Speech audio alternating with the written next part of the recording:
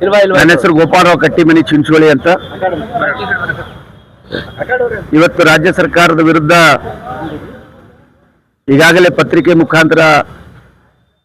ಪತ್ರಿಕಾ ಪ್ರಕಟಣೆ ಮುಖಾಂತರವಾಗಿ ನಮ್ಮ ವಿಚಾರಗಳನ್ನ ತಿಳಿಸಿರ್ತಕ್ಕಂಥ ಸಂದರ್ಭದಲ್ಲಿ ಇವತ್ತು ರಾಜ್ಯ ಸರ್ಕಾರಕ್ಕೆ ಕೊನೆಯದಾಗಿ ಎಚ್ಚರಿಕೆಯನ್ನು ಕೊಡ್ಲಕ್ಕೆ ನಾವು ಇಷ್ಟಪಡ್ತಾ ಇದ್ದೀವಿ. ಬಂಧುಗಳೇ, ಸುಮಾರು 30 ವರ್ಷಗಳ ಪರ್ಯಂತರ ಹೋರಾಟ ಮಾಡಿ ಈ ರಾಜ್ಯದಲ್ಲಿ ಒಳ ಮೀಸಲಾತಿ ಬೇಕು ಅನ್ನುವಂಥ ನಿಟ್ಟಿನಲ್ಲಿ ಅನೇಕ ಜನ ಪ್ರಾಣ ಕಳೆದುಕೊಂಡಿರ್ತಕ್ಕಂಥ ಇತಿಹಾಸ ಕೂಡ ಇದೆ.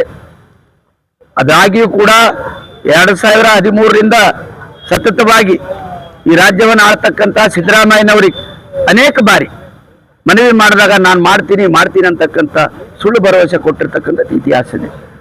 ಕಾಂಗ್ರೆಸ್ ಸರ್ಕಾರದ ಪ್ರಣಾಳಿಕೆಯಲ್ಲಿ 6ನೇ ಗ್ಯಾರಂಟಿಯಾಗಿ ಪತ್ರಿಕಾ ಪ್ರಕಟಣೆ ಹೊರಡಿಸಿರ್ತಕ್ಕಂಥದ್ದು ಇವತ್ತು ಇತಿಹಾಸ ಇದೆ.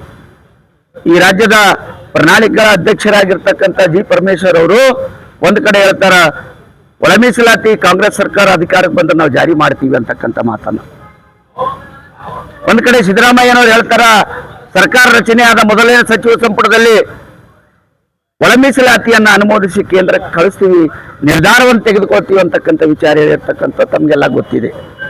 ಹೀಗಾಗಿ ಸುಮಾರು 2 ವರ್ಷಗಳಿಂದ ಅಧಿಕಾರದಲ್ಲಿ ಇರ್ತಕ್ಕಂಥ ಕಾಂಗ್ರೆಸ್ ಪಕ್ಷ ಇವತ್ತು ಏನ್ ಮಾಡ್ತಾ ಇದೆಯಪ್ಪ ಅಂತಂದ್ರೆ ನಮ್ಮನ್ನ ಕಿಲೋನಾ ತರ ಆಟ ಆಡಿಸ್ತಾ ಇದ್ದಾರೆ. ಮಾದಿಗರು ನಾವು ಹೇಳ್ದಂಗೆಲ್ಲ ಕೇಳ್ತಾರ, ಸರ್ಕಾರದ ಸಚಿವರು ಹೇಳ್ದಂಗೆಲ್ಲ ಕೇಳ್ತಾರ ಅಂತಕ್ಕಂಥ ನಿಟ್ಟಿನಲ್ಲಿ ಇವತ್ತು ಕೆಲಸ ಮಾಡ್ತಾ ಇದ್ದಾರೆ. ಆದ್ರೂ ಕೂಡ ಅವ್ರ ಅಣತಿಯಂತೆ ನಾವು ಹೇಳ್ದಂಗೆ ನಾವೆಲ್ಲ ಒಪ್ಕೊಳ್ತಾ ಬಂದೀವಿ.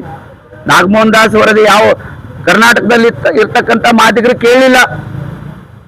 ಅನೇಕ ಬಾರಿ ಹೋರಾಟ ಮಾಡಿದಾಗ ಮುಖ್ಯಮಂತ್ರಿ ಹೇಳ್ತಾರೆ, ನಾನೇ ಮಾಡಿ ತೆಗಿರ್ತೀನಿ ಅಂತಕ್ಕಂಥ ಇವೆಲ್ಲ ಡಾಂಬಿಕವಾದಂಥ ನಾಟಕಗಳಿವೆ. 30 ವರ್ಷಗಳ ಕಾಲ ಹೋರಾಟ ಮಾಡ್ತಕ್ಕಂಥ ಸಂದರ್ಭದಲ್ಲಿ ಈ ರಾಜ್ಯದಲ್ಲಿ ಇರ್ತಕ್ಕಂಥ ಯಾವ ಒಬ್ಬ ಬಲಗೈ ಸಮುದಾಯದವರು ಬರಲಿಲ್ಲ. ಅನೇಕ ಬಾರಿ ಆಹ್ವಾನ ಮಾಡಿರೋದು ಕೂಡ ಇತಿಹಾಸ ಇದೆ. ಏಕಾಏಕಿ ಸಡನ್ಲಿ ಏನಂತೀವಲ್ಲ, ಇವತ್ತು ನಮ್ಗೆ ಅನ್ಯಾಯ ಆಗಲ್ಲ ಹೇಳ್ತೀವಿ ಅಂತಕ್ಕಂಥದ್ದು ಯಾವ ರೀತಿ, ಯಾವ ಆಧಾರವಾಗಿ ಹೇಳ್ತಾ ಇದ್ದೀರಿ ಅಂತಕ್ಕಂಥದ್ದು ಸ್ಪಷ್ಟನೆ ಪಡಿಸ್ಕೊಳ್ಬೇಕು. ಮೊದಲಿನದು ಎಡ ಮತ್ತು ಬಲ ಅಂತಕ್ಕಂಥದ್ದು ಒಂದು ಸೋದರತ್ವದಿಂದ ಇದ್ದಿರ್ತಕ್ಕಂಥವು. ನಾವು ಈಗ ಜಾತಿ ಸಮೀಕ್ಷೆ ಬಂದಾಗ ಇದ್ರ ಉಸ್ತುವಾರಿಗಳೇ ನೀವು ಇದ್ದಿದ್ರಿ. ಅವಾಗ ಏನ್ ಮಾಡಿದ್ರಿ? ಆ ಉಸ್ತುವಾರಿಗಳ ಮುಖಾಂತರವಾಗಿ ಆಯೋಗಕ್ಕೆ ವರದಿ ಹೋಗಿದೆ. ಆ ಆಯೋಗ ವರದಿ ಕೊಟ್ಟಿರ್ತಕ್ಕಂಥ ಮುಖ್ಯಮಂತ್ರಿ ಕೊಟ್ಟಿರ್ತಕ್ಕಂಥದ್ದು. ಇದರಲ್ಲಿ ನಮ್ಮ ಹಸ್ತಕ್ಷೇಪ ಇಲ್ಲಲ್ಲ, ಇದ್ರೂ ಸ್ಪಷ್ಟಪಡಿಸ್ರಿ. ಒಂದು ಅರ್ಥ ಮಾಡ್ಕೊಳ್ಬೇಕು, ಇವತ್ತು ಬಲಗೈ ಸಮುದಾಯದವರು ಇದನ್ನ ಪರಿಷ್ಕರಣೆ ಮಾಡ್ಲಿಕ್ಕೆ ಅಧಿಕಾರ ಇರತಕ್ಕಂಥದ್ದು ಸಮಾಜ ಕಲ್ಯಾಣ ಇಲಾಖೆಗೆ ಸಚಿವರ ಆದಿಯಾಗಿ ಆಯುಕ್ತರ ಆದಿಯಾಗಿ ಪ್ರತಿಯೊಬ್ಬ ಅಧಿಕಾರಿ ಕೂಡ ಅಲ್ಲಿ ಇರ್ತಕ್ಕಂಥ ಅಧಿಕಾರವನ್ನು ಬಳಸ್ಕೊಂಡಿದ್ದಾರೆ. ಅಲ್ಲಿ ತಮಗ ನಿಮ್ಮ ಸಮಾಜ ಕಡಿಮೆ ಇದೆ ಅಂತಕ್ಕಂಥ ರೀತಿ ವ್ಯಕ್ತ ಆದಾಗ ನೀವೇ ಅದಕ್ಕೆ ಸರಿದೂಗಿಸ್ಬೋದಾಗಿತ್ತಲ್ಲ. ಅಲ್ಲಿ ಒಂದ್ ಕಡೆ ಹೇಳ್ತೀರಿ, ಮೊದಲು ಸಚಿವನ ಮಾದೇವಪ್ಪನವ್ರು ಹೇಳ್ತಾರ, ನಾವು ವರದಿ ಬಂದು 1 ವಾರದಲ್ಲಿ ಯಥಾವತ್ತಾಗಿ ಜಾರಿ ಮಾಡ್ತೀವಿ ಅಂತಕ್ಕಂಥ ಮಾತನ್ನು. ವರದಿ ಕೊಟ್ಟ ಮೇಲೆ ಮತ್ತೊಂದು ರೀತಿ ಹೇಳ್ತೀರಲ್ಲ. ಹಿಂಗಾದ್ರೆ ಏನ್ ಮಾದಿಗರಿ ಕರ್ನಾಟಕ ರಾಜ್ಯದಲ್ಲಿ ಇರ್ಬೇಕಾ, ಒಳ ಮೀಸಲಾತಿ ಬೇಡ ಅಂತಕ್ಕಂಥ ನಿರ್ಧಾರ ಮಾಡ್ಬೇಕಾಗ್ತದೆ ಇವತ್ತು. ಹೀಗಾಗಿ 19ನೇ ತಾರೀಕು ನೋಡಿ, 16ನೇ ತಾರೀಕು ಇಟ್ಟಿದ್ರಿ, 8ನೇ ತಾರೀಕು ಇಟ್ಟಿದ್ರಿ, 4ನೇ ತಾರೀಕು ಕೊಟ್ಟರು. ಇವೆಲ್ಲ ಮುಗಿದೋದ ಅಧ್ಯಾಯ. ಸಚಿವ ಸಂಪುಟ ಮತ್ತೆ 19ಕ್ಕೆ ಮುಂದೂಡಿಸಿರಿ. ಅಲ್ಲಿ ನೀವು ಸ್ಪಷ್ಟವಾಗಿ ಮಾದಿಗರಿಗೆ ನ್ಯಾಯ ಕೊಡ್ತಕ್ಕಂಥ ನಿರ್ಧಾರ ತೆಗೆದುಕೊಂಡ್ರೆ ಸರಿ, ಇಲ್ಲ ಮತ್ತು ಕಾಲಹರಣ ಮಾಡ್ತಕ್ಕಂಥ ವ್ಯವಸ್ಥೆಯಲ್ಲಿ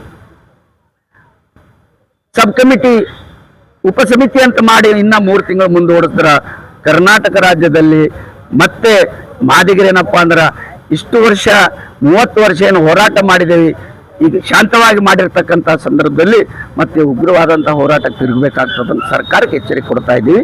ಅದಕ್ಕೆ ದಯವಿಟ್ಟು ಈ ರಾಜ್ಯದ ಮುಖ್ಯಮಂತ್ರಿಗಳು, ಈ ರಾಜ್ಯದಲ್ಲಿ ಸಚಿವ ಸಂಪುಟದ ಇರತಕ್ಕಂಥ ಸಹೋದ್ಯೋಗಿಗಳೆಲ್ಲರೂ ಸೇರಿಕೊಂಡು ನಾಗಮೋಹನ್ ದಾಸ್ ಅವರ ವರದಿಯನ್ನು ಯಥಾವತ್ತಾಗಿ ಜಾರಿ ಮಾಡಬೇಕು. ಮಾಡದೇ ಇದ್ದಾರೆ ಅದರ ಅನುಭವ ಮತ್ತೆ ಯಾರಿಗೆ ಹೋಗ್ತದಪ್ಪ ಅಂದ್ರೆ ಆಗ್ತಕ್ಕಂಥ ಆಗುವಗಳಿಗೆ ಕೆಟ್ಟ ಸಂದೇಶ ಬರ್ತದೋ ಒಳ್ಳೆ ಸಂದೇಶ ಬರ್ತದೋ ಗೊತ್ತಿಲ್ಲ.